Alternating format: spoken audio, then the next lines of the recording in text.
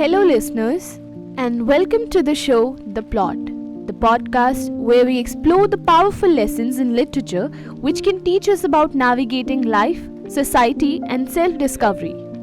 I'm Anushka here at Cole Radio, and today we are diving into Terry Eagleton's Marxist analysis of Jane Eyre as presented in his book Myths of Power, a Marxist study of the Bronte.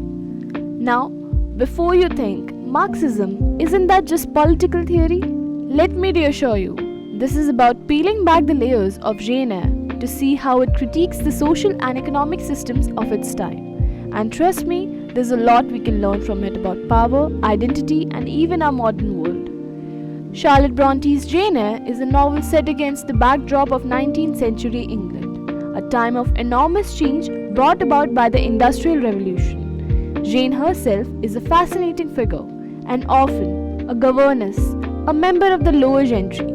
But here's where it gets interesting.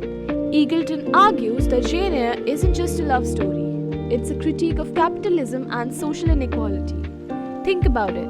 What's the first thing that comes to your mind when you hear capitalism? Maybe it's the hustle culture of today, where success is measured by money or status. Eagleton points out that these same tensions were at play in Jane Eyre. For example, Jane's journey is shaped by her social class. She is constantly navigating a world where her status limits her opportunities. But despite being stuck in a system that undervalues her, she never stops fighting for her independence and self-respect. Sound familiar? It's a struggle many of us face today, breaking free from societal expectations to define success on our own terms. Let's dig deeper. Eagleton highlights how the novel criticizes the rigid social hierarchies of the time. Think about Jane's relationships, her oppressive aunt, her condescending employer, even Mr. Rochester. Each interaction exposes the way in which class and power define how people are treated.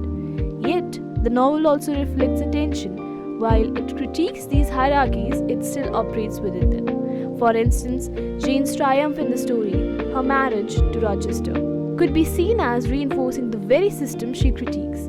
After all, her happy ending involves settling into a socially acceptable role. Eagleton suggests that this contradiction mirrors the liberal humanist ideology of the time. On one hand, the novel celebrates individualism and self-reliance.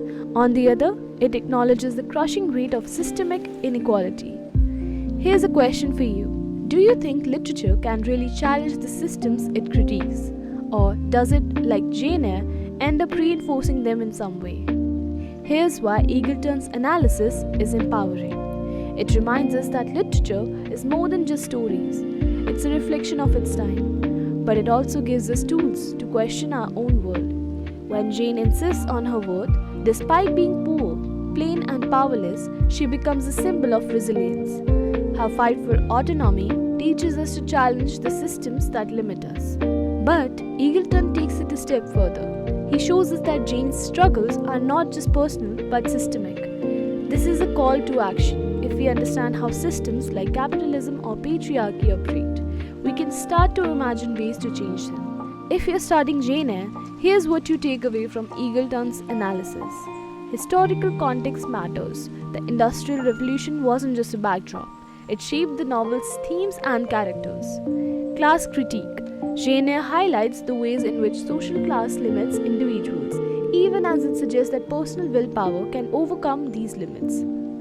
Ideological contradiction. The novel reflects the tension between celebrating individualism and acknowledging systemic inequality. Why does this matter today? We live in a world where economic and social inequalities still shape lives. Studying Jane Eyre through Eagleton's lens helps us see these forces more clearly, and maybe even figure out how to navigate or resist them. So the next time you pick up Jane Eyre, think of it as a mirror reflecting both its time and ours. Literature has the power to challenge us, to inspire us, and yes, even to empower us. Thanks for joining me today for this episode of The Plot. If you enjoyed it, share it and don't forget to subscribe to Cole Radio. Until next time.